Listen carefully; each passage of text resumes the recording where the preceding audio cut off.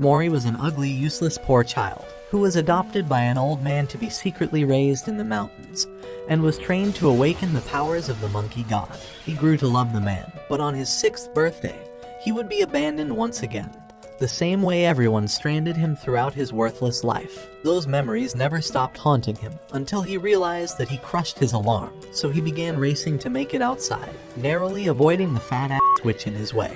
However, he crashed through the railings and fell off the cliff, but managed to hold onto his bike, excited for the most important day of his life. It was the start of the God of High School tournament, a martial arts competition where contestants battled until only one man survived. At a convenience store, a worthless loser called Dewi threw the trash outside, realizing he needed more money to afford his brother's cancer treatment. On the other side of the town, an ugly, disgusting, useless bitch asked a group of men where the tournament was held, but lost her mind when she saw their massive muscles. At the same time, Mori began starving after biking for 3 hours. But when he saw a thief who stole an old lady's purse, he imagined a scenario where she was barely feeding her starving children and was robbed from saving her grandson in the hospital. So in that moment, he began chasing after the motorcycle, barely avoiding the oncoming traffic as he leapt across a truck to land on his bike. But when he drew closer and tried landing on the bandit to bite him, he barely jumped away before Truck-kun would isekai them out of existence. However, the bandit managed to cross onto a rising cliff, so Mori used the truck ramp to leap in front of the robber, and kept tailing him to close the distance. But when he saw the worthless chick in his way, he smashed her ugly head and sent her flying into the garbage cans. What did he say? Hearing those words, she launched her sword to throw him off and began screaming at him. However, he revealed that he was chasing a thief and used instant transmission to explain the scenario. So as the thief was biking away, he saw the 2 psych ward patients tailing him. At the same time, Dewi wondered when he accidentally signed himself up for a mental asylum. As the man continued weaving in front of oncoming traffic, he kept dodging Mira's attacks, and used all 30 years of his biking experience to corner at an impossible angle, but saw that she was using her sword to turn across the intersection. So to get rid of them, he tried throwing the old lady's money in the air, but when Mori abruptly stopped and launched Mira across to slash him down, the worthless bitch face planted into the sign. The man thought he finally found freedom, but the only thing he found was a fist to his worthless face. That sent him flying into Truck-kun. Dewi was glad that he caught up to them. After all, the only reason he came back was because he asked his favorite waifu if he should help them on Poly AI. With a worthless face like his, he knew that no girl would ever want him, so he downloaded the greatest app and created his own girlfriend to never be lonely again. But when he got bored of Mai, he decided to shoot his shot at Akano, but got rejected because of his $5 budget face. So if you think you can do better than me and Dewi at getting Akano's plot armor off, then download Poly AI through the link in the description, and use code ANNIE444 to shoot your shot at the hottest anime girls. Or even find out what I'm doing while I'm stuck in the prison realm. There are countless fantasies for you to explore, like being pregnant with Sukuna's child. Or you can even create your own waifu or husbando with whatever personality traits you desire.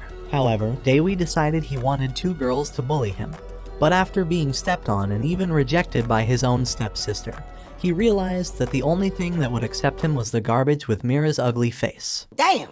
At that moment, when the 3 of them saw one another, they realized their entire lives led up to this moment. Inside the tournament hall, the announcer revealed that all styles of martial arts and weapons were allowed, and that the one to become the new god of high school will be granted any wish they desired. But although murder was allowed, he revealed that everyone had bracelets with nanomachines inside that could repair any severe injury during the tournament, so he commanded them to begin killing one another. As everyone in Seoul wondered if he was serious, they realized that the wristbands also revealed their levels, and began trying to eliminate the weakest ones in the arena. While all of them battled to eliminate the first wave of the contestants, a hot chick broke a guy's neck with her own jiggle physics, while Dewi knocked out an entire group with just the backlash of the wind from his fist. But as Mira used her moonlight technique to defeat 5 opponents, a group of 8 contestants rushed to fight Mori alone. So he charged forward to kick 3 of them off, before splitting in the air to eliminate another 4, and broke the 5th's jaw before kicking him mid-air to crush his throat, breaking his spine against the railings.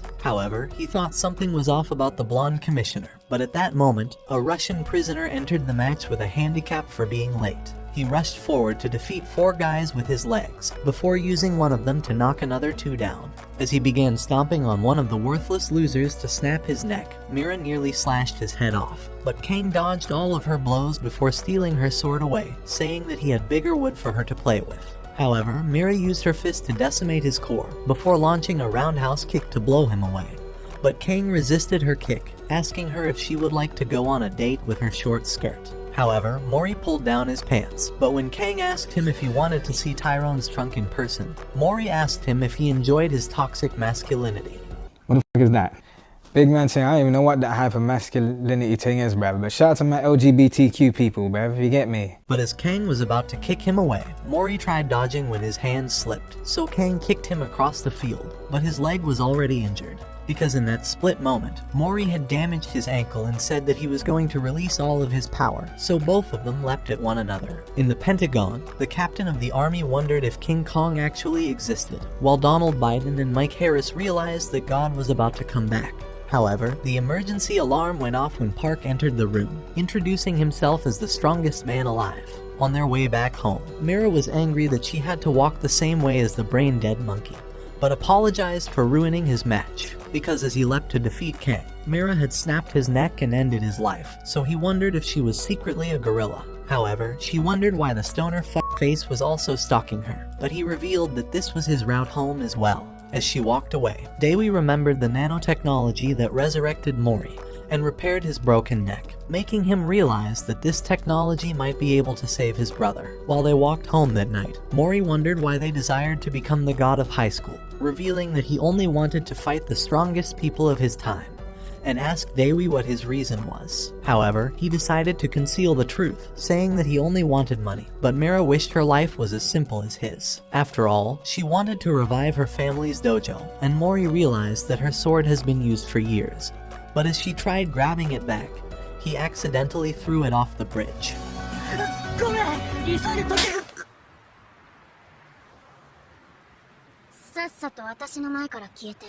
All night, she spent it looking for her sword, remembering her father asking her to keep their sword style alive. Ever since then, she trained without ever enjoying her life, because while other girls had smooth and pretty hands, her hands were calloused and beaten down. Her only wish was to become the successor of the Moonlight sword style, but just then, Mori cast a flashlight towards her, asking if she needed a hand. As they continued looking, she apologized for slapping him, revealing that it was her father's treasured sword that she lost. So he swore to keep looking until they found it, as Dewi cast floodlights that he borrowed from work to help her find it. By the following morning, the ring was set up to begin the regional battle, where the winner will advance onto the National God of High School tournament, and their first fighter was Gamdo. While Mori was sleeping like a useless moron, Kang said that he'll be ending his life, but when Gamdo tried warning him to stay away, he was barely saved by Mori, who told him to never let his guard down. Just then, the announcer who was overcompensating with his nose announced that Mira would be fighting in the first match, but as soon as Han tried rushing towards her, she used her blade to knock him down. At the same time, Mori won his first match by knocking a fat ass down, and Kang realized that he was using a different form of Taekwondo. Dewi was the 8th match of the day, and he struck his opponent with enough force to pulverize the entire arena. The final match was between Gamdo and Kang, but Gamdo warned him that he will release all of his power, and will make him regret not using his arms. After taking their corners, the commissioner began the match as they dived towards one another, and Gamdo used his Tai Chi to hit Kang's solar plexus. But after activating his divine horn to release his flaming 10,000 strikes, he adjusted his footwork to shoulder Kang out of the arena. They only had 20 seconds to re-enter the ring,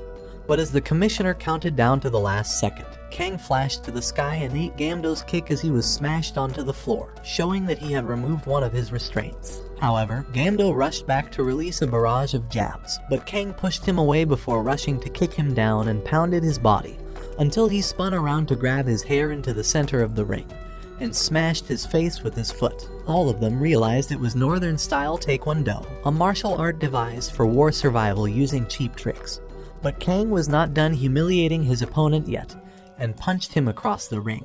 Even so, Gamdo attempted to control his emotions and remembered the way he had memorized the flow of the wind, allowing him to narrowly avoid the attacks, and activated his yin-yang balance strike. But at the same time, he was blown away as Kang had repelled his force with an opposite and equal reaction, and began choking him as he remembered begging a blue-haired man to spare his life. So as he threw Gamdo away, he commanded him to beg for forgiveness, and the attendees wondered if this was allowed, but Gamdo swore that he would never apologize to a bastard like him. So Kang released his second restraint, revealing that he'll be the one to regret the restraints being removed as he broke his radius, and went on to rip his shoulders out, breaking his elbow. However, Mori told him that he hated Taekwondo as he kicked him away, telling him not to be defeated by his weakest kick. So as Kang rushed forward, Mori interrupted his attack mid-air with a blow that erupted the field, and sent him flying across the ring. But as he tried advancing, 4 commissioners nearly ended his life, as the announcer revealed that he was breaking the rules and was going to be punished. However, as Mori said he wanted to punish the blondie, they felt a dark aura emanating from Kang, saying that he'll never be as weak as he once was, because after being beaten down, a mysterious Nox member asked him if he desired power, but even they abandoned him after realizing he was a weak loser. So he swore to defeat anyone who mocked him, and launched a wave of dark force towards the commissioners, before leaping into the sky to face off against Mori. But before he would release his kick, Mori interlocked their feet, releasing his renewal Taekwondo triple kick within a split second, delaying the force he felt, before leaping back to launch his face into the ring. All of the commissioners wondered what power they had just witnessed, but Mori was knocked out from the distance. Just then, Park Mujin arrived from the shadows, apologizing on behalf of Jin Mori for his violation of their rules, and promised to inform them of his punishment. But as he walked off stage, Mira was glad he was a worthless moron, so he smiled back at her. At the same time, a cult organized to bring God to Earth, awaiting the day of judgment. The following day, Sarah revealed that Gamdo's body was damaged beyond repair, and Kang's mind was broken in fear from his battle with Mori. However, as the administrators planned on disqualifying Mori because of the chaos he caused, Park saw the name of Mori's grandfather, and was glad to finally find the god. Meanwhile in the arena, Mira faced off against Mission, who told her that her weapon was useless against her weapons of mass distraction. As the fight began, Mission charged at Mira, and as she whipped her sword to keep her away, Mission evaded her strikes, before knocking her into the ropes. As she followed with a double kick, Mira managed to move out of the way, but as Mission dodged her strike, she power slammed her into the mat. Using her flexibility, she backflipped to the ropes, and as she flipped to land a body slam, she crashed on her with all her weight. With Mira barely staying conscious, Mission began telling her that her wish after winning the tournament would be to have a harem of her own, and to be serviced by a dozen men at the same time.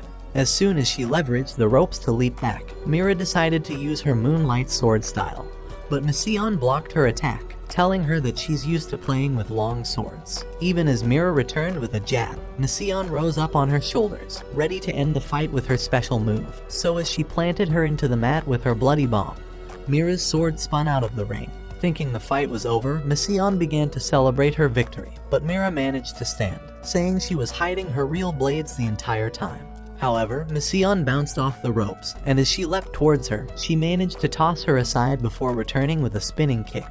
But Mira landed a counter-attack to open the distance, before slicing across her massive plot. While Mission was in shock from her sudden surge of energy, Mira activated number 5 Moonlight Sword Style, casting a mighty wind that slashed across her body, knocking her unconscious. At the same time, Mori was cheering for her from the back room. But as Park appeared before him, he told him that his punishment was to face Commissioner Q in the arena, and that defeating him was the only way to be reinstated into the tournament. However, Mori wanted to only fight against Mika, remembering how he was knocked out by him in the park. However, Q told him that he's actually stronger than Mika, so as Mori decided to accept him as his opponent. He tried telling him to get rid of his useless glasses, but Q punched him away for disrespecting him. However, this only made Mori grow more excited, and he begged Q to hit him a second time. Right then, Park told them that their fight would happen the next day, and said it would be inside the arena. That evening, while Mira and Dewi were heading home, they began wondering if Mori was disqualified, but the monkey appeared while deep-throating a banana. He revealed that he was still in the tournament, and that Park had given him these special fruits to help him restore his energy for tomorrow's fight. But Dewi thought something was off about them. Meanwhile, Sarah began wondering why Park gave a human the divine fruits, since even Elder Varvatos said it was too early, and had locked them up for the last 1,000 years. At the same time, Mori had arrived at his useless apartment, but as he thought the peach was tasty, Park revealed that he was testing if they truly had a god among them. Just then, Mori's heart exploded as he collapsed onto the ground, dying in that instant. The following day, while Daewoo was on a rooftop with Sung Tae, he wondered why Daewoo was taking extra jobs, even though he already knew that it was for his cancer treatment. He tried persuading him to quit, but Daewoo thought his ugly face reminded him of a new friend he made. Throughout all this time, he was sacrificing his sleep to afford his brother's treatment, and would take the abuse of 3 losers every night, who thought that Sung Tae deserved having cancer. Even when he would completely ignore them, one of the losers kicked a drink on his uniform. But Daewoo couldn't risk retaliating against their abuse, as he was already $90,000 in debt. And so to save Sung Tae, Daewoo swore to defeat anyone who stopped him from becoming the god of high school, so that he could obtain the nanotechnology the tournament used, and cure his brother before his life was over. For 3 days, Mori laid unconscious, but as figments of an ancient world began flashing across his mind. The previous god commanded him to wake up at that instant. Inside the arena, it was already 5 minutes past the start of Mori's match, but as Park was growing nervous, Mori began running towards the ring, making Park realize that the awakening had been induced. Just then, the announcer decided to reveal that there was a special rule to the match, saying that Mori would win if he manages to knock down Q even once.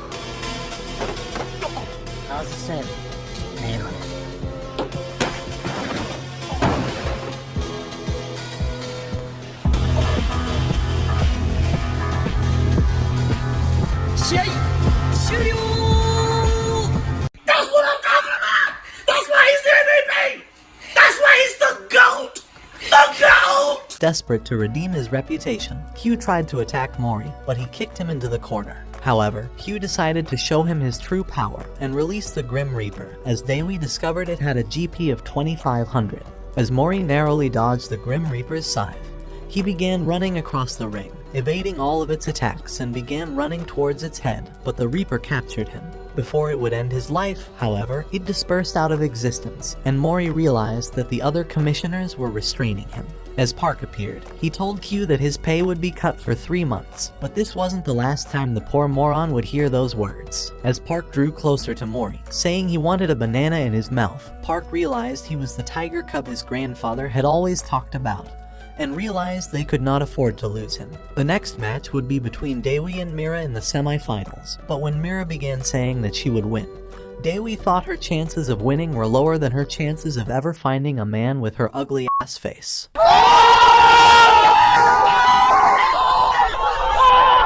At that moment, a loser spotted them from across the road, and as he forced the driver to turn around towards them, he revealed that he spent his entire life looking for Mira, and asked her to marry him.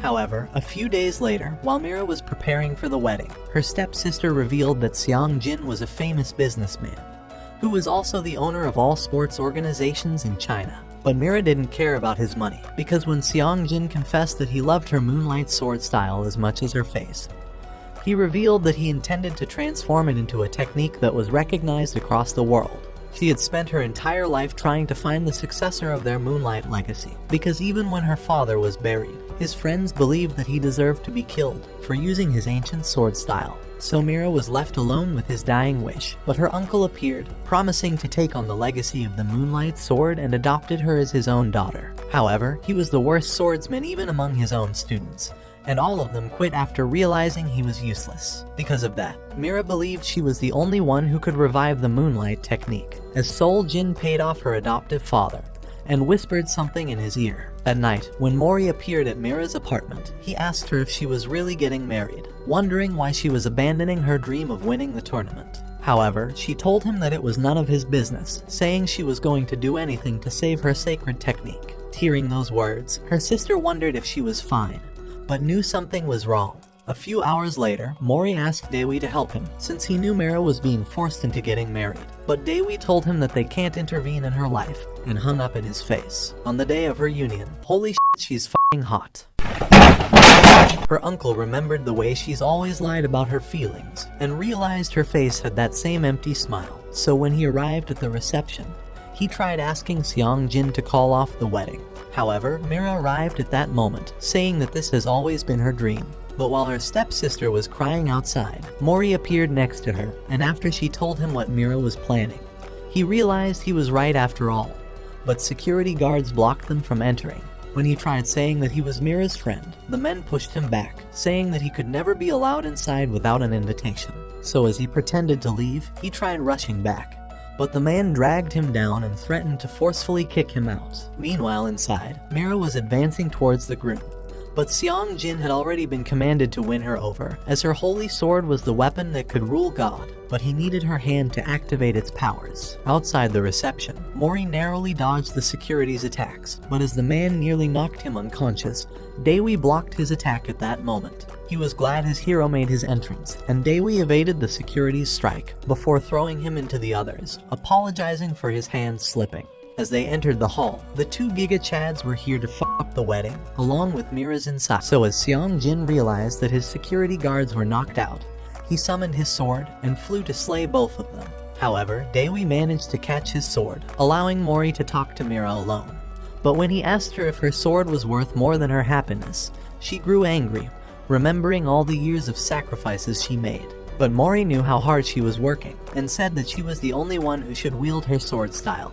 But she screamed at him that it wasn't this simple. Even so, he told her that this strength made her the only one deserving of the Moonlight legacy. But her adoptive father took the blow in Mori's place, telling her that his brother would have never wanted this for his only child.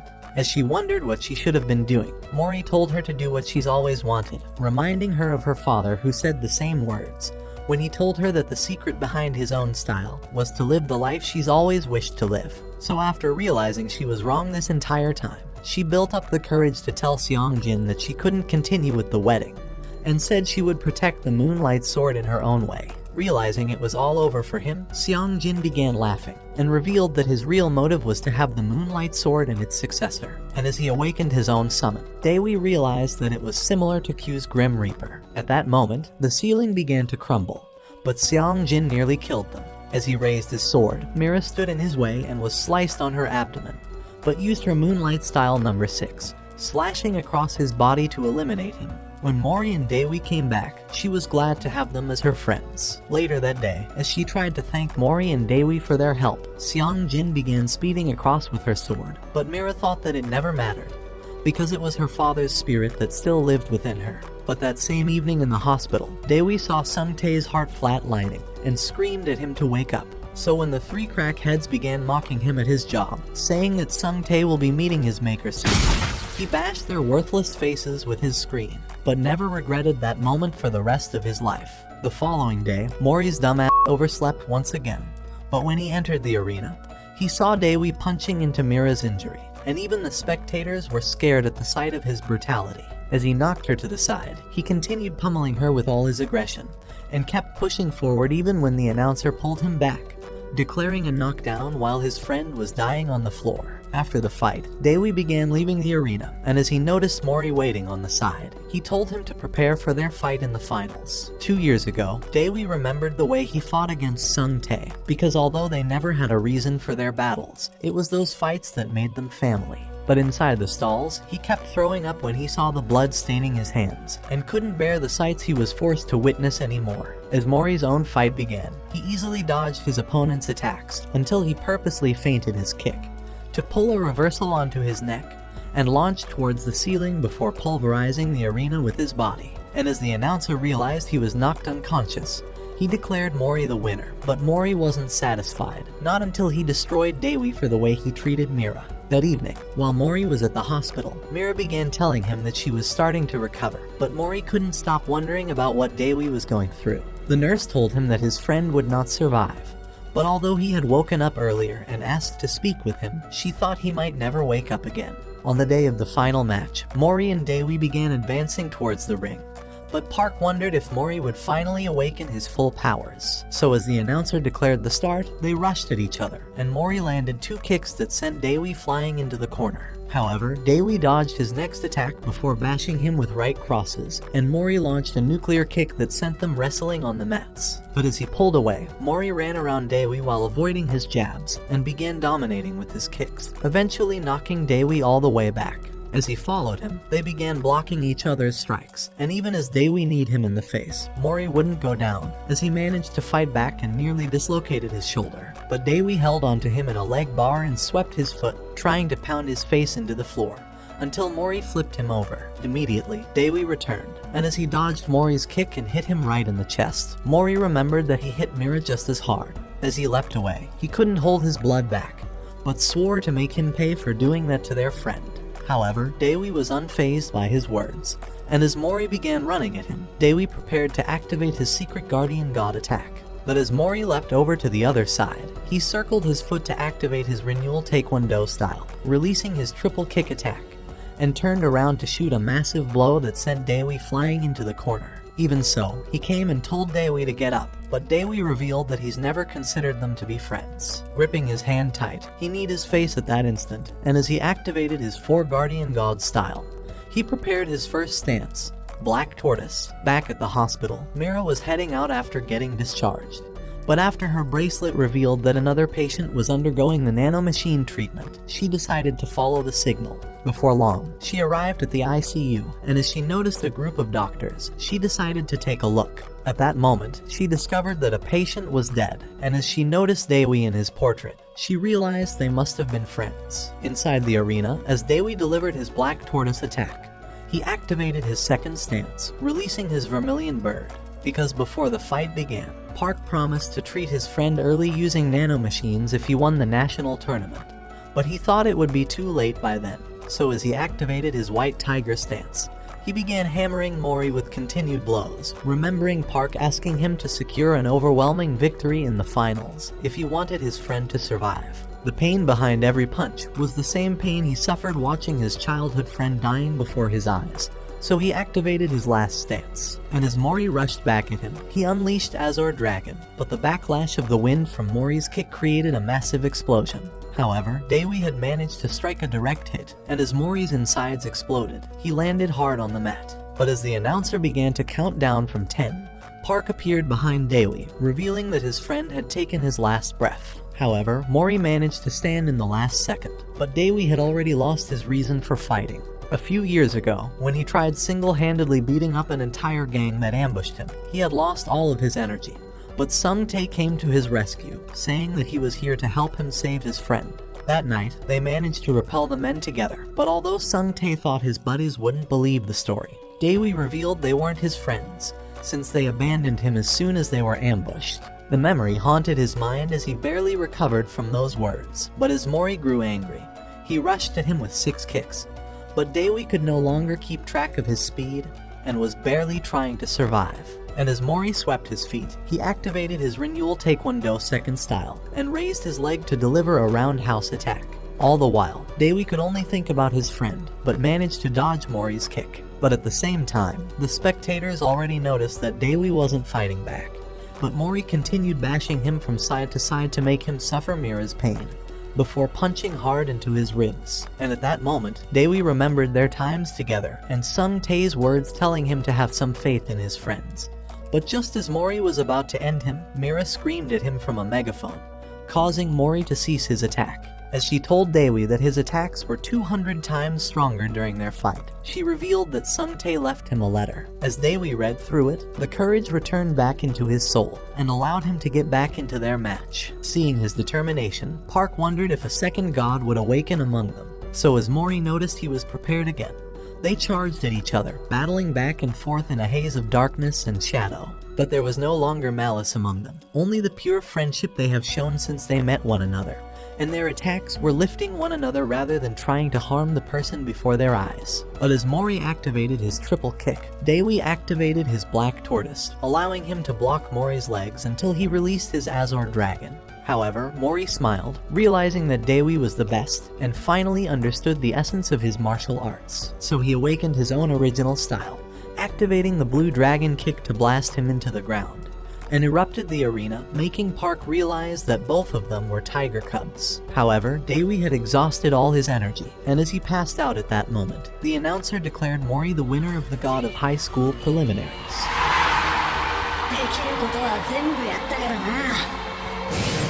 全力尽くしたら潔く負けを認める。でも友達だな。 So he accepted his hand, realizing he couldn't beat these idiots, and they began walking away. When the female gorilla returned, Songtae had always been worried Daewi's awkward ass would never make friends, but Daewi told him that he had friends now, and that he wouldn't be alone inside a faraway forest. As the Nox shadows appeared before Mori's grandfather, the leader began asking him to join their group, saying that his power could awaken God. However, Taejin wasn't interested in becoming a Jehovah's Witness and told him to get lost. Looking to end him, the man prepared to unleash his power, but Taejin annihilated half of his army with a single kick. However, the leader would not quit, and told Taejin that he would obliterate him with the iron hammer of judgment. Just as he let out those words, he launched a light into heaven, summoning a large magical crest over the sky above him. So as a giant sword descended through the clouds, it lowered down on him, and the energy emanating from the sword was enough to destroy the entire ground. Meanwhile, Mira was in a battle for the third spot, hoping to join Mori and Daewi in a three-man team at the national tournament. So as Yi managed to evade her attacks with his acrobatic skills, he tried saying that he would win the third spot, but Mira smacked his useless face, sending him bouncing against the ropes as he passed out at that instant. With the match over, Mira was announced the winner, and Mori's worthless face began screaming from the stands. That day, while at a meeting, the administrators began thinking that the national tournament was a setup, and Park thought one of the participants must be the key, an ancient power that could control God. Realizing that the key could be awakened during the tournament, Park revealed that Nox would try to steal their candidates, so they needed to train them before then, and Park decided to summon the sixth. Inside the city, Mori was glad that the tournament's rules were changed so they would all stay together. But as they began crossing to the other side of the road, an old man walked past Mori at that instant, and vanished before he could see who it was. At sunset, while the old man was waiting at a monument, Park appeared outside. But as he flashed behind him, he stabbed him right in the heart. Just then, the real Park appeared and caused the clone to disintegrate, but the man was glad to see his worthless pupil again. As they walked through a corridor, Jin revealed that he already came across Mori, and was impressed to see him alive after consuming the sage fruit. As he thought he had potential, he said he would train him as his pupil, but hoped that his grandfather would not hunt them down for it. Inside a supermarket, while Mira was shopping to make curry, she came across the announcer and realized that the loser had his own family. So while sitting in the park, he revealed that his name is actually Bongsa, and Mira discovered that he was blind. At the same time, Daewi revealed that his broke ass was still $120,000 in debt, so he needed to still win if he wanted to have a normal life, but wanted Park to confess about the mysterious summon he saw during Mori's match with Q. So Park revealed that they were Charyoks, gods summoned from across time by the strongest fighters, and they used them to rip off the Fate series. Meanwhile, Mori was on the other side of the city, preparing to train for the tournament, but as he began looking at his shadow, Jin pierced a needle into his ankle. However, Mori felt no pain, but began wondering who the man is. At the same time, Bongsa was telling Mira that her strength alone could not win the tournament, because in this contest, every person was stronger than her, and he thought she would be crushed easily. Her only way to awaken her true powers was to exploit her own emotions, and as he demonstrated with a stick, the backlash of the wind from his gesture blew the flowers behind him. A few minutes later, as he began to leave, he noticed the mysterious bunny standing behind him, and wondered if he was an assassin from Nox. But the man revealed himself at that moment. Back in Park's office, he began telling Daewi that their opponents in this tournament would be overpowered beasts, and savage gods who could obliterate this world on their own. And as Daewi noticed the overpowered physical status on his bracelet, Park revealed that every opponent would be far superior, and would draw the power of the gods. This was the tournament their lives depended on, and Daewi knew he would either be killed or would grow stronger. That evening, as the National God of High School tournament was about to begin, Mira realized that Bongsa was not the announcer, and as the administrators discovered he's been killed, Park revealed that Nox made the first attack. Just then, a white-haired girl noticed that Q was absent, but in his apartment, he had been eliminated by the same man who killed Bongsa. When it was time for the first fight, the announcer revealed that the first team to score 2 victories would be the winner. But as Mira tried saying that their opponents may have the ability to use Charyoks, Mori told them that he's got a secret weapon of his own. For the first round, Mori faced off against a fat ass named Gidong, and as the announcer declared the start, Mori decided to showcase his new ultimate ability. 秘めた力を引き出すつもだ。動かツボ間違え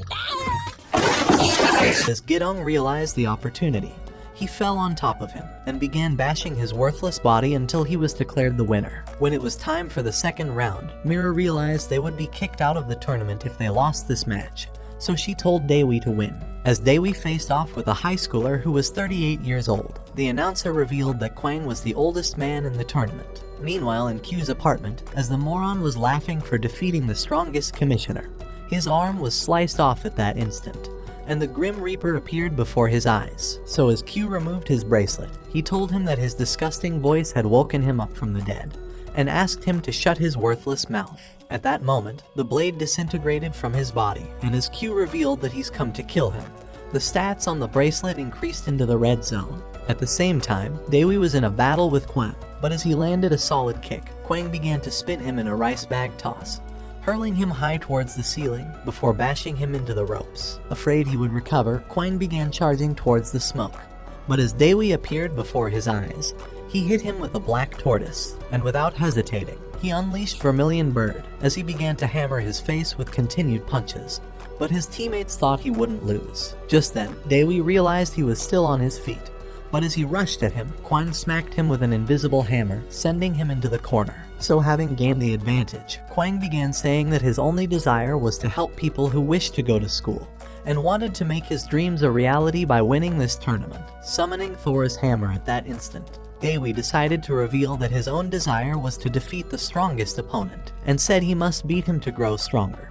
But as Kwang swung his hammer, he repelled him by a few yards. However, as Daewoo was determined not to lose, he smacked the hammer with Azor Dragon, shattering it to pieces, and as Kwang passed out at that instant, Daewoo was declared the winner. Back at the apartment, Q was trying to eliminate Drake, and as he attacked him with the scythe, he sliced off his other arm.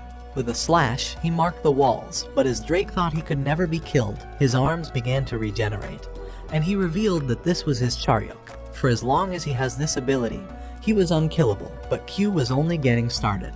At that moment, Joker cards surrounded him, and spikes pierced his body at the same time. But as Q tried to end his worthless life, a sword blocked his attack, and they disintegrated before his eyes. Just then, he noticed two new enemies, and wondered who the hell they were, but Drake realized they were the two priests from Nox. But as Q launched cards at Saturn, spikes tried to impale his body. Before it made any contact, he unleashed his wings, and flew away instantly. With a finger, Ixli summoned hands out of the ground, but as they extended towards Q, he began to slice them apart. When they grabbed his ankle, the arms wrapped around his body, and Saturn rushed to end his life. But at that moment, Q destroyed the hands with a single slash, and the white-haired administrator appeared to block Saturn's attack. Her name was O, and as she told Q that she noticed his bracelet limiter was off, she had thought he was under attack. Back at the arena, Mira was facing off with the final opponent, and with both teams having earned a victory, they knew this would determine who was advancing to the quarterfinals. At the announcer's command, they charged at the same time, and as they began clashing their wooden swords, they matched each other's energy until Mira smacked her ribs, sending her sliding back. At that moment, Jangmi realized that Mira's sword skills were superior to her own, but noticed her useless teammates cheering her from the side. Determined not to lose, she attacked again, but as Mira broke her wooden sword and nearly ended her, Jangmi activated her Charyok at that instant. Inside Q's apartment, Ixli was unleashing energy blasts at O, but as she dodged all the attacks, robot bunnies popped out of the machine, releasing blasts of their own as Ixli increased her firepower. But as O repelled it with a flaming blast, Ixli summoned an overpowered goddess that nearly devoured her with a demon.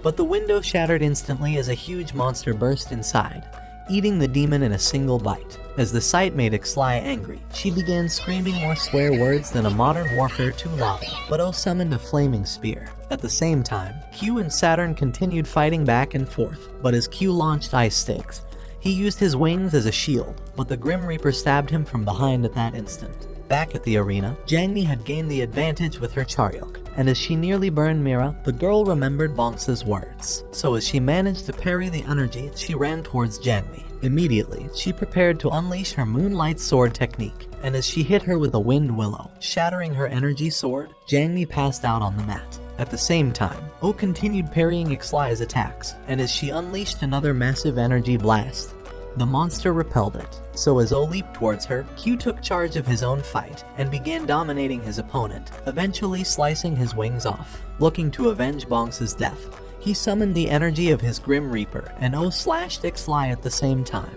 But as Saturn narrowly dodged Q's attack, he carried her body and flew out the window. As they began thinking it was over, Drake began saying that he's a worthy enemy, and as he laughed like a maniac, his body exploded, destroying half of the tower. Inside the arena, Dewi and Mori were proud of Mira's victory, and Dewi was glad that they were growing as a team. But in Park's office, after Sarah revealed everything that happened, he thought that Q could have never been found by accident, and said there was a spy among them. Just then, Sarah showed him a photograph of Taejin's severed arm, and Park realized that Mori's grandfather was captured by Nox. Back at the arena, another set of teams were ready for their own round, and as the first participants faced off, Teak began to cast a spell with musical notes. But before he could unleash a fireball, a stake pierced him from behind, as a monster shark appeared in his rear. Immediately, it began to devour him, crushing every bone in his body as Jugok commanded it to destroy him. But as his teammate grew desperate to stop Jugok, she flew in for the rescue, but got pierced with stakes before she could land a single hit. As Jugok drew closer, he told her that a woman's place was only in the kitchen. What did he say? He began stomping on her face, and even the spectators were shocked at his brutality. Afraid Mori would get involved again, Mira decided to stand in his way, saying that they would be disqualified if he interferes, but he wondered what she was going to do about Dewi. Just then, Dewi kicked Jugok away from the girl, but before he could fight back, the announcer stood between them, managing to keep them apart. Utilizing the distraction, Teak summoned Lightning Bolt, and as it blasted Jugok, he began saying that he could never lose to him. But Jugok dispelled it easily. Before he knew it, he rammed a punch into his midsection, and sent him flying into the jaws of a larger monster. By the time the fight was over, Jin and a team of doctors began to treat Teak's injuries. But when a man wondered why Park wouldn't disqualify Jugok for his brutality, Park told him that Jugok could be the key they were looking for. Back at the arena, two new teams were preparing for their bout, and as Sunga faced off against a giant, he threatened to crush her like a worthless ant. As he began to attack, she managed to dodge his swinging arms, but as he raised his hand, she kicked his jaw, knocking him out at that instant. However, both teams were now tied, and Mira began wondering which team they would face in the next round, with Dewi having been suspended for the next fight. But as she tried asking Mori what team he would rather face, she noticed his unusual silence, and they wondered what was bothering him. When it was time for the final bout, two new fighters faced off, but when Mori noticed the tiger mark on Ilpio's clothes, he thought it was the same as his grandfather's. Just then, the announcer declared the start, but as his ugly opponent began telling him to quit already, Ilpio told him that he could never win, and unleashed a fierce wind across the arena. However, Gwyn was unfazed, and as he began saying that he would beat him to a pulp, Ilpio blocked his attack, sweeping off his foot, and as he overwhelmed him with an attack of his own, he punched him far into the ropes. As Gwyn thought he could still win, he charged at Ilpio, but as he managed to dodge his attack, Ilpio took a bite out of his knee. So as Gwyn grew angry, he unleashed his Charyok and began trying to eliminate him. But as Ilpio dodged the attack, he activated super speed, nearly landing a punch, but curved blades pierced him into the mat. As Gwyn began thinking he won the fight, Ilpio materialized behind him, hitting him with a falling leaf inferno that knocked him unconscious. At that moment, Mori realized that the tiger was truly the same as the drawing on his grandfather's military uniform, and wondered if they ever knew each other. That evening, while they were heading home, as Mira began wondering if they could win this tournament, Mori hurried off, and Mira thought something was definitely wrong with him. The previous day, Park had told him that his grandfather was missing, and showed him images from the forest explosion. They had found his blood spilled on the ground, and Park revealed that he hasn't been found ever since. So as Mori decided to rest, he began wondering if his grandfather has really been captured, but Ilpio appeared before his eyes. As he began saying that he's a big fan, he offered to shake his hand and pulled him instantly. Immediately, he began throwing kicks towards him, feigning his attacks faster than Mori's eyes could see. Before he knew it, he flipped him over, but Mori wondered why he stopped before cracking his skull. However, Ilpio thought he could ask him the same, as Mori nearly kicked his head off, but as he introduced himself, Ilpio told him that he wanted to test his skill. When Mori wondered how he got his tiger mark, Ilpio told him that he was wearing it in respect for Taejin, but Mori wondered how he knew his grandfather. 14 years ago, when Ilpio's father passed away, His mother abandoned him as well, and he was raised in a place he didn't know, with people he didn't know either. However, it was then that Taejin appeared, revealing that he was friends with his grandfather during the war, and gave him a book of the Taekyon martial arts style, telling him to one day become as great as his grandpa. But as he asked Mori how Taejin was, blood splattered in his back, as Ilpio had managed to block a stake that nearly ended Mori's life. When he saw Jugok, he warned him to stay away from everyone that he cared about, remembering the way he had beaten him down and forced him to apologize. So as he crushed the spike, Jugok decided to walk away, but Ilpio told Mori to be careful of him. Meanwhile, Q was rushing towards Park's office, and as he destroyed the walls with his Grim Reaper, he demanded to know why he allowed Bonks' family to be murdered. But as he grabbed his shirt, Park repelled him into the wall, nearly crushing every bone in his body. However, that pain wouldn't compare to the words he heard next, as Park told him that his pay would be cut for 6 months, and gave him the bill to repair the building he busted up. Later that day, as Sarah joined him on the rooftop, she revealed that Bonks' family had already been rescued, and said she had created a puppet to take their place, under Park's orders. But because of the destruction he caused today as well, he was now up to 9 months without pay.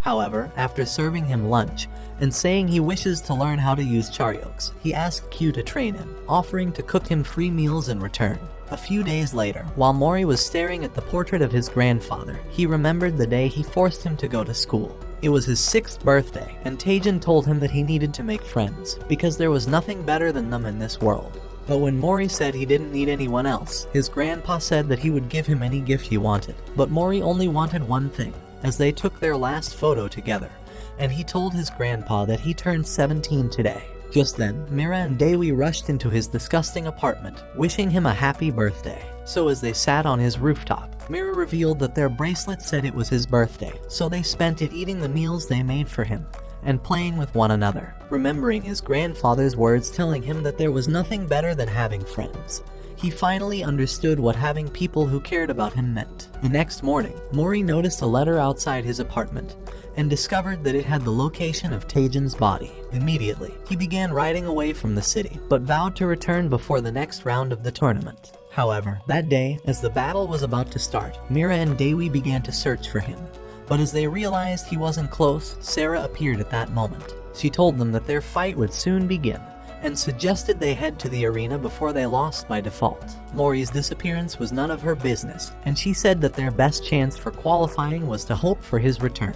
Having no other choice, Mira offered to fight in the first bout, so Dewi told her that he would go in search of Mori, but asked her to extend the fight long enough for him to return. When it was time for her fight, Ilpio noticed she was the only member in the arena, and wondered where Mori could be. Noticing her opponent's cloak, Mira began wondering how this creep was allowed into the arena, but he told her that he's been waiting to meet her. As the announcer declared the start, he pulled off his cloak, ready to clap Mira. Outside the city, Mori had managed to trail Taejin's body into an abandoned building, and as he entered the inner room, he spotted his unconscious body on the floor. Inside the arena, Mira was attacking with her wooden sword, but as Lee's body splashed with oil, he blocked her attack and wrapped his arms around her massive plot. When he tried to land a suplex, she stabbed his body, but as a sword flew into the arena, Lee caught it and nearly sliced her in half, saying that he's been eager to meet the owner of the sword. As Mira heard these words, she realized it was her sword, but as she tried smacking it off his hand,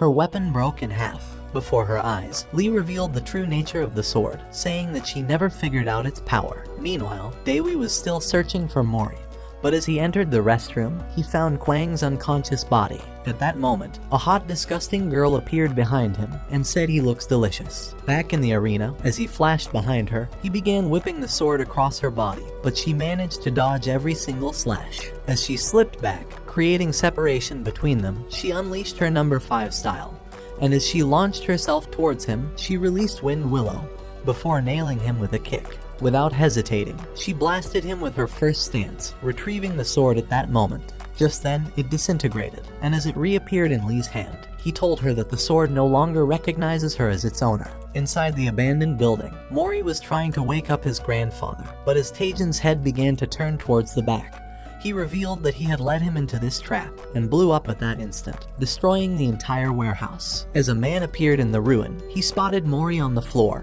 and thought he was dead. However, as he began to leave, Mori managed to stand, demanding to know who he was. Looking to end him for good, the man summoned his doppelgangers, and 1,000 kappas surrounded Mori. But in the arena, Lee was attacking Mira with her wind blade, saying that the Nox had hoped to use her in awakening the power of God in the sword, before stabbing her in the belly. As he told her that she has no power, he kicked her and punched her into the mat. At the same time, the hot chick was attacking Dewi, but as he blocked all her strikes, he realized she was a member of Jugok's team. But she continued with her attacks, giving him a taste of her huge cannons, until she kneed him in the ribs. Having had enough, Dewi blocked her kick, but bent her knee with a kick of his own. So with the worthless girl incapacitated, Dewi began to lead Kwang outside.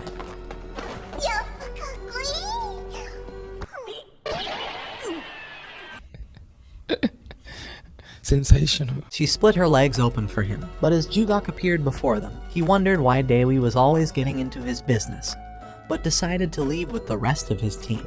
At the demolished warehouse, Mori was desperately fighting off the clones and managed to repel them as they attacked. As Peilong was impressed with his skill, he thought he could be used as a weapon. Just then, Mori began trying to kick the clones away, but as they overwhelmed him, eventually tackling him deep into the ground, Mori saw their worthless faces before his eyes, and soon discovered dead bodies around him. They were the real bodies of the tournament participants, and Peilong revealed that he replaced them with clones. As Mori heard these words, he obliterated all the copies, and was ready to eliminate Peilong.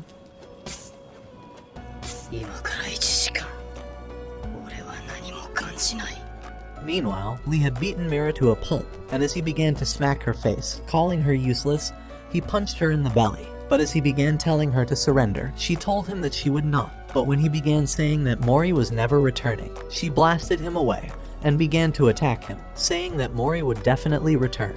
But as she prepared another attack, Lee summoned the sword and sliced her shoulder before knocking her away. As her soul sank into a spirit pool, she realized she couldn't afford to lose this fight. And at that moment, the waters lit up above her, and God asked her to make a wish. Having known her true desire, she told God that she wants to be stronger than everyone else. So as her God form began descending towards her, she extended her arm, telling her to become the strongest, and to be peerless and parallel. So as she held her hand, their souls began to disintegrate, and as she spotted the demon god inside a war, a mighty aura overwhelmed her, and the sword materialized into her hand. Just then, she revealed that she obtained the Charyok of the great hero Liu Bufeng. But as he was looking to even the fight, Lee summoned the Kraken.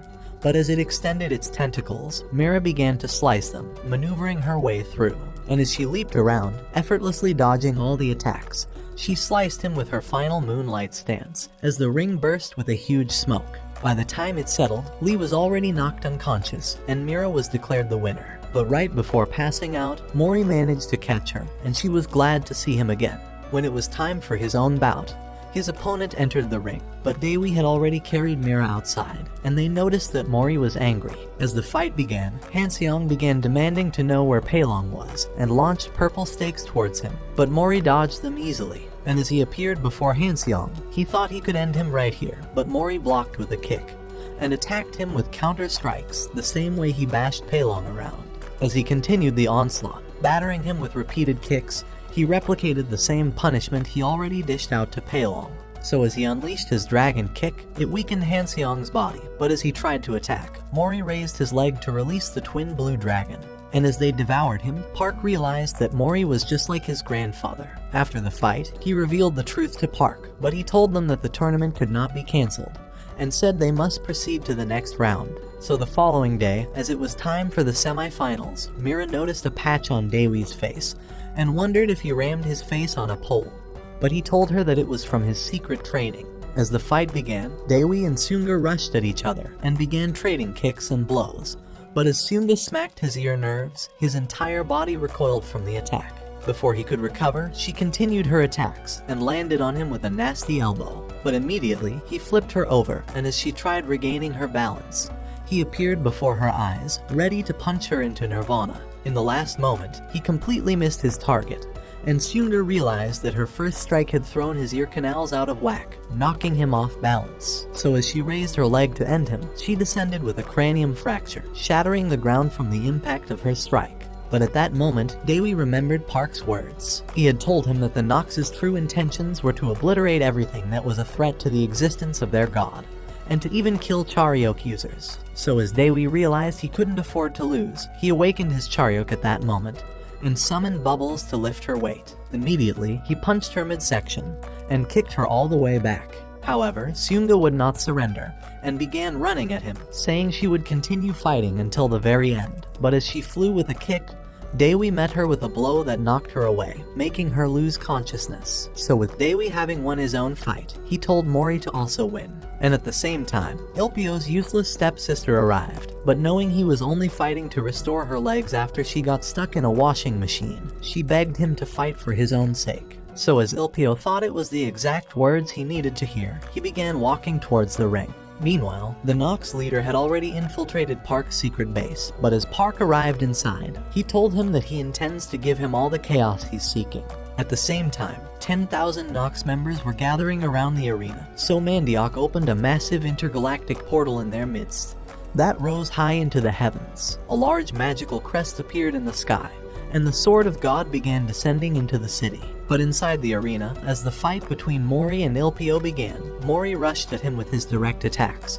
But as Ilpio blocked everything, he swept him to the mat. Immediately, he gained the advantage, and began bashing Mori with solid strikes, before kicking him off. Without hesitating, Mori returned, but as Ilpio read his attack pattern and stopped his strikes, he hit him with the heel of his foot, but as he wouldn't surrender, he began to attack again, even flying to land a spinning kick. But Ilpio countered with a kick of his own, telling him that his attacks were too predictable, before planting him into the mat. Through the smoke, Mori decided to unleash his original twin blue dragon kick, but Ilpio cast a blazing cyclone blade, and the collision erupted into an explosion.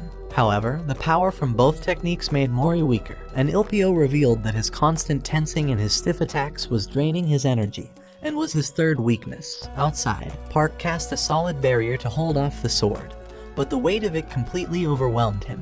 Deciding to make it worse, Mandiok summoned the creation of heaven and earth, and all the followers outside supported his spell with a united chant. As they awakened an intergalactic eye, it revealed the gates of heaven, and God began descending towards the sword. With his hands wrapped around it, he began to apply enough pressure that weakened Park's barrier. But in the arena, Ilpio flipped him on the mat, wondering why Taejin's grandson was so useless. But as Mori continued to fight, Ilpio predicted all his moves, and easily repelled him, saying that he's too weak. So as he began to overwhelm him with his own attacks, he smacked him with the heel of his foot, but Mori wondered how he could beat him. Immediately, Ilpio landed another strike, but Mori slashed across his body using Mira's Moonlight Sword style. As she recognized his stance, Ilpio smacked him with a kick, but Mori slashed across his body once again, revealing that he solved his close combat weakness. When he tried to use another technique, Ilpio knocked him off balance, but Mori punched his foot with a black tortoise, and Dewi realized he was using both of their techniques. However, Mori was glad to have conquered his second weakness of being predictable, and as they continued fighting, Mori attacked with every strength in his body. But Ilpio told him that he could do even better. So as their fists met, the backlash of the wind from their collision blew across the entire arena. But Ilpio's teammate realized that he was actually coaching Mori. Having grown exhausted, they began landing the same attacks, but as Mori bounced off the ropes, he released his twin blue dragon kick. But Ilpio cast his blazing cyclone blade to repel the attack once again, as their collision released another explosion. But this time, Mori wasn't done and decided to unleash a third original blast. So Ilpio summoned his Hellfire Blade. But as they launched them at each other, Mori's Dragon Blast managed to overpower Ilpio's Hellfire. Meanwhile outside, one of the six was waiting on the rooftop with his followers, and as they began to beat their instruments, Halyang moved his body to the rhythm, before revealing a large set of weapons. Immediately, he summoned a magical crest, and began to fire a series of attacks that unleashed an energy blast from the other side. As Halyang was trying to weaken the sword, the administrators began to annihilate Mandiok's followers, hoping to weaken the power of the spell. And as Halyang spewed PG grape juice into a smaller crest, 4 hands of a demon grabbed the sword and began forcing their weight on it. but God lowered the blade even further. With Park growing weaker, the administrators continued obliterating the men, and as the rhythm of the drum quickened, Halyang summoned Cleansing Clean. At that moment, a masked monster emerged from the crest and bit hard into the sword. As it began trying to weaken it, the drummers hastened the rhythm towards a climax, and just as they stopped, the sword shattered at that instant. As Park was glad to have survived, the sword disintegrated, returning back into heaven. At the same time, Mori finally repelled Ilpio, but just as he lost consciousness, he remembered that Teijin had showed him Mori when he was little, and asked him to teach him a few lessons when they were older. Ilpio had held on to this memory ever since, and was glad to finally face Mori in battle. Just then, Park and Mandiok sensed a powerful presence from inside the arena, and as Ilpio's soul had materialized in the world of all spirits, a nine-tailed fox appeared before him, ready to lend him its power. So as he revealed that he wasn't willing to lose, his GP went down to a -1, and as his body rose on its own, a great energy overwhelmed him. Park sensed the new power, and realized that the key had awakened inside Ilpio. At the sight of him, their bodies began to tremble, and even Jugok's Charyuk resonated with the power of the Nine Tails. At the same time, Park was certain that the power was from the Nine Tails, but Mandiok told him that he would kill the fox spirit before it became a threat to God.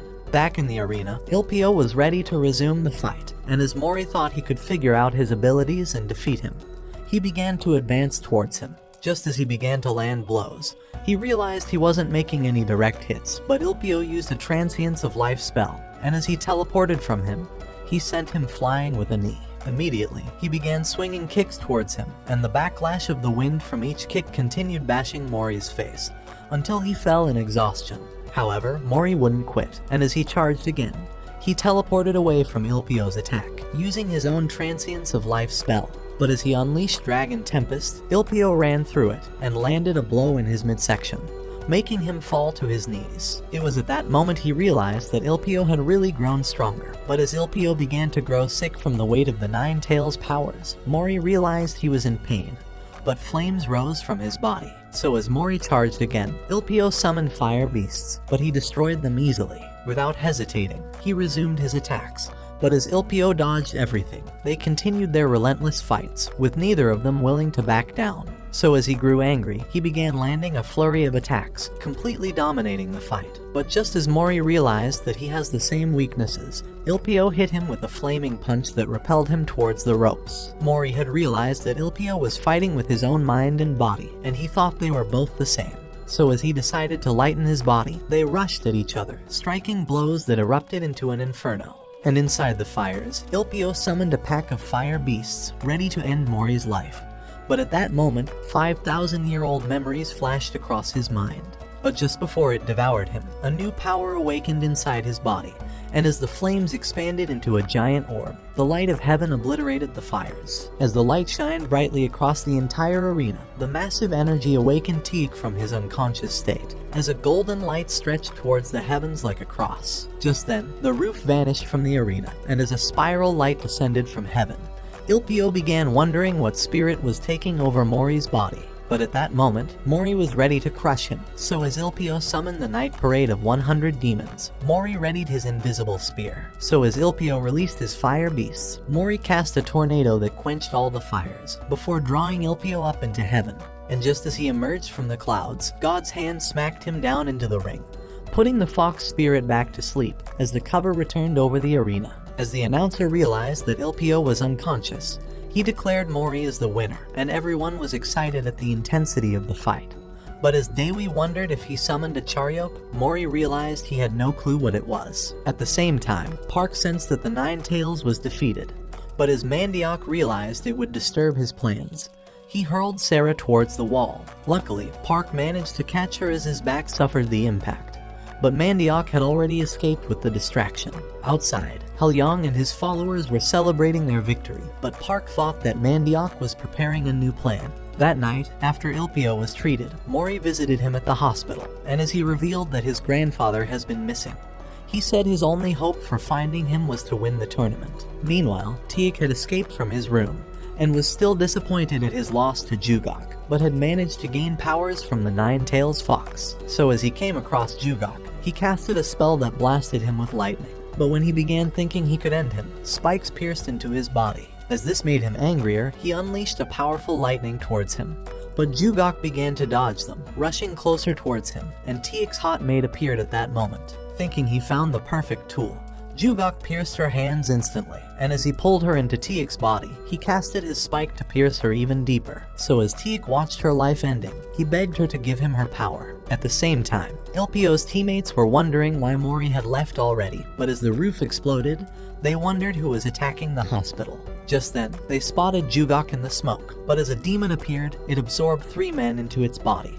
But just before it ended him, Jugok pierced its body with more stakes, telling it to stay away from his prey. So as he stabbed it again, successfully weakening its body, it spewed the maid onto the floor. However, its power continued to grow, and it extended its tentacles across the ward. Before Ilpio knew it, it had caught his teammates and attached them to its body. But before it could absorb them, the maid began trying to soften his heart. But as Jugok noticed his distraction, he summoned his shark to consume him instantly. As Ilpio was glad to see his friends survive, one realized his arm had been ripped off, and Sunga noticed that her leg had been devoured. The shocking sight brought back the memory of their friend in the wheelchair, and Ilpio realized that history was repeating itself. Outside, Mandiok was ready to unleash his next attack, and as he announced that he intends to eliminate the key, the gates of heaven opened again, and angels began descending towards the earth. Although the world was about to end, Q's Brokat was happy because each of those angels was worth 10 million yen. At the same time, Ilpio was ready to annihilate Jugok for maiming his friends, but Jugok told him that he intends to avenge the beating he got 3 years ago. Just then, the power of the 9 tails awakened inside of him, and as Ilpio blasted a dark energy from inside the building, he planted Jugok's worthless face into the ground before hurling him into a glass. So as Park noticed the growing chaos, he declared that the god of high school tournament was over. At that moment, God began descending towards Earth in his demonic form, until he enveloped himself in the golden statue of Buddha. At the same time, Mori and his friends were watching the descending angels, but as Jugok awakened his own powers, it forced Ilpio to retreat. As he awakened the 9 tails once again, he began to dodge all the attacks, and as Jugok flew towards him, they easily blocked each other's kicks. Just then, an army of impoverished appeared behind Jugok, and began trying to crush Ilpio, but as he managed to evade all of their attacks, one landed a punch. Even so, Ilpio maintained his balance, and as the memory of his wounded friends flashed through his mind, he grew angry, and began to annihilate the entire army. At the same time, the administrators were eliminating the angels, but the Brokat moron wished that the world would end every day, as he had already made 100 million yen. But when O summoned her dragon to take off into the sky, burning the angels with fire, she spotted the Buddha's final form. But Park summoned a barrier to stop it from descending. He thought the entire world would be destroyed if Madoc united God with the key, and as Mori arrived with his friends, they noticed the colliding powers above the city. But Jugok was blasted from inside a building. Not willing to allow him to recover, Ilpio attacked again, following with continued strikes, before kicking him away. Before he could move, Ilpio landed on top of him, and began to pound on him with unrelenting blows, putting all his anger into each strike, and Jugok realized that it was the same as 3 years ago. But as he was determined not to lose, he summoned a huge monster that devoured Ilpio, and as it converted its body into iron, it exploded, releasing the key from his body. As everyone noticed it, Park realized that the key was truly awake, but Ilpio began to lose consciousness. Just then, Jugok revealed his true form, but as his monster tongue extended towards the key, an angel stole it for himself. Before going far, Halyang landed on top of it, and as he smacked it with his stick, Jin destroyed 2 other angels before going on to annihilate half a dozen others. So as the key fell away, Mandiok caught it in his hand, but Mori bashed his useless face before picking up the key. At that moment, the Buddha began to open, revealing its dark form, and as its power increased, it began to suppress Park. At the same time, the Pentagon were monitoring the battle, realizing that the Buddha would destroy the world. So the general commanded his men to launch all 567 nuclear missiles into Seoul, before saying, "May God bless the United States of America." As Sarah warned Park that the missiles would reach ground zero in half an hour, he cast a magic circle, teleporting Mori and the others at the same time. As they appeared inside the Holy Realm, Mori realized he's been separated from his teammates. On the other side, Sunga discovered that Ilpio was out of sight, but as she grew exhausted from her injury, she passed out on the ground.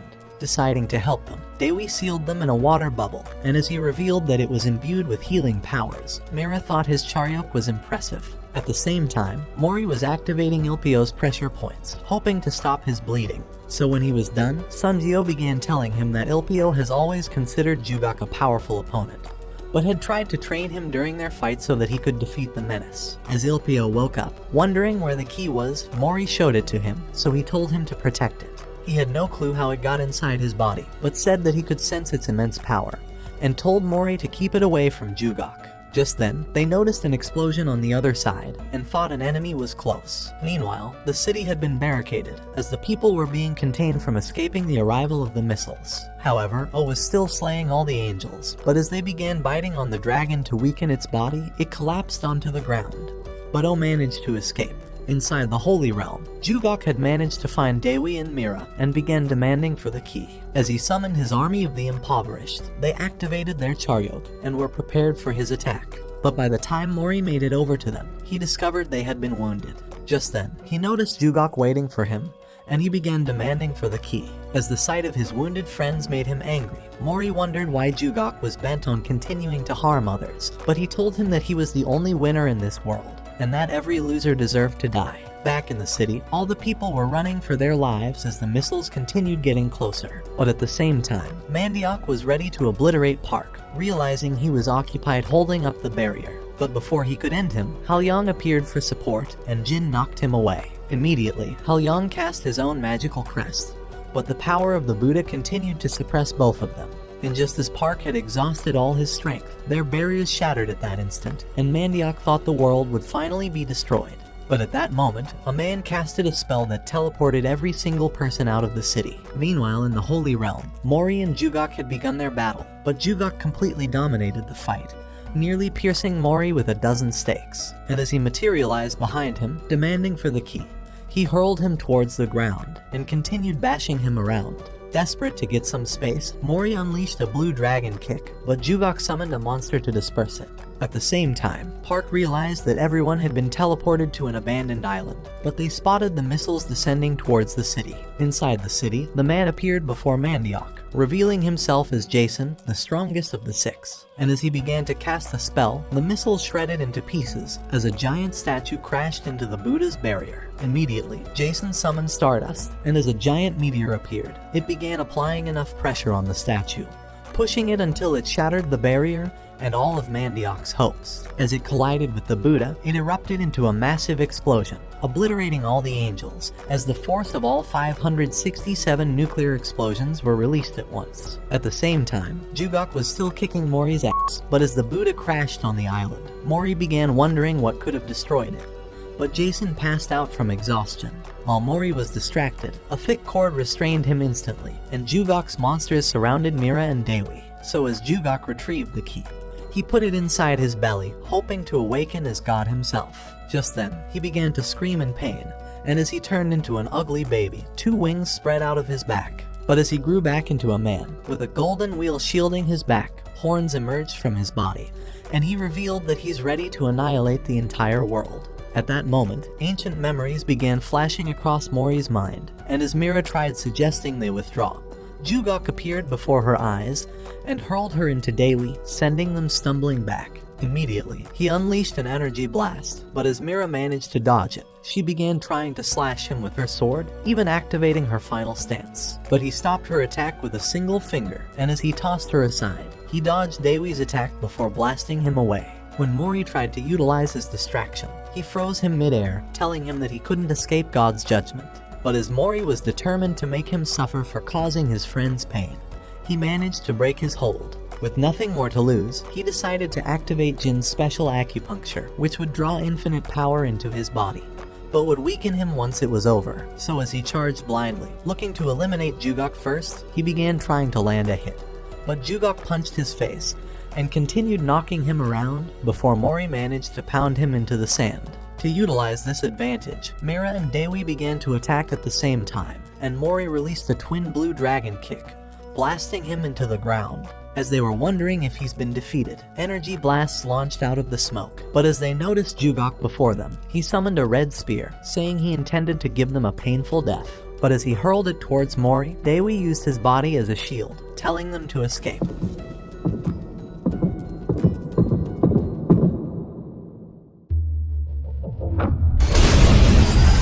As Mori made contact with it, a silver headband appeared around his head, as the soul of Sun Wukong had reclaimed its owner's body. Right then, he commanded the staff to shrink and readied himself for a fight, but Jugok thought he was stronger with the Buddha's power. So as they clashed, the ground rocked from their immense power, and as Mori began destroying Jugok and nearly crushed him into the ground, Jugok blasted him through solid hills. But as the impoverished were about to devour him, Mori began to eliminate them with his staff, and as he lunged it through the last one, he caught it from the other side.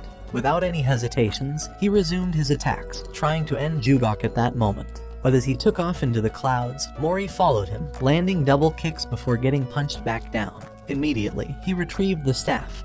But as they crashed through stones, Jugok began dragging Mori's body across the hard ground, saying that he was the strongest god.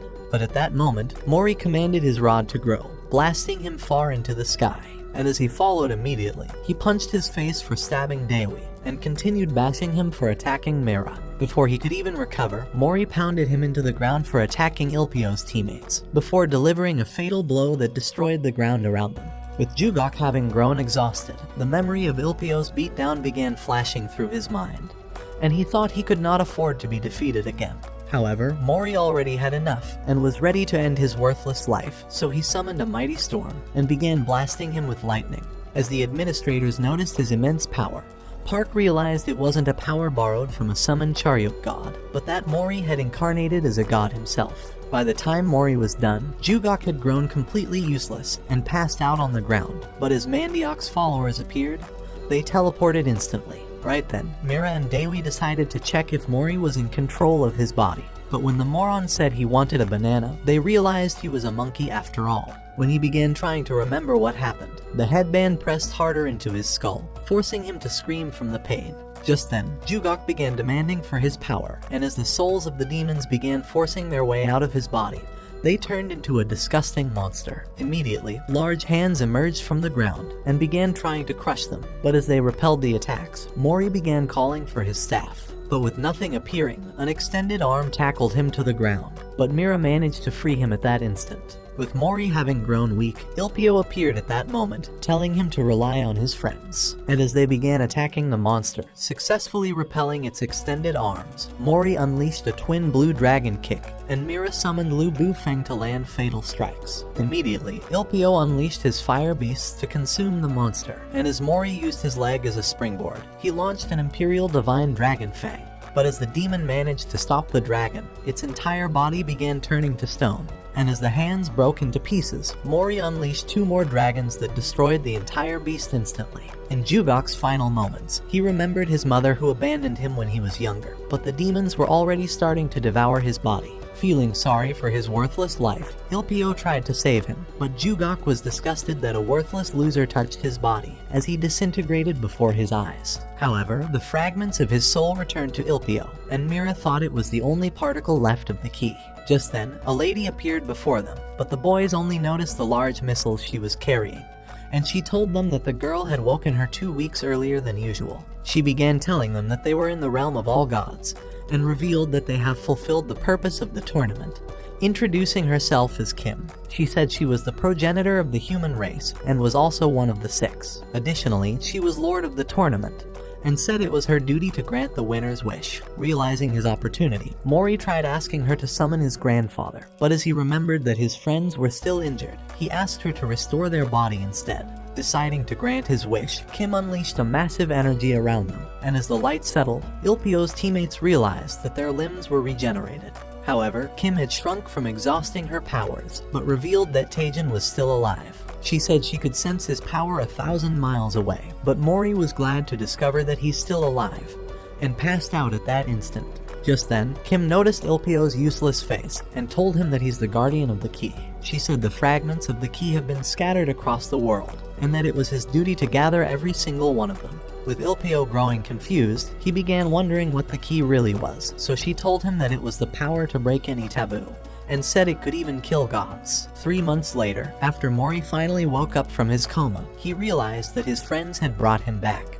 and Daewee told him that his centuries-old memories have been sealed, and that he must travel to Wukong's homeland to remove the seal. Kim had revealed this to them, and with Wukong being the ancient god in his memories, Mori realized that unraveling it would allow him to gain full control of his staff. So he grew excited because the three of them were all safe, and would all get stronger together as they continue to adventure the world.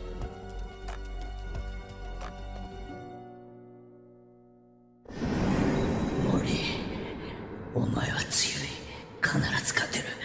神にも運命にも。この俺にも。 Watch this next video. Till next time, my fellow legendary plot masters.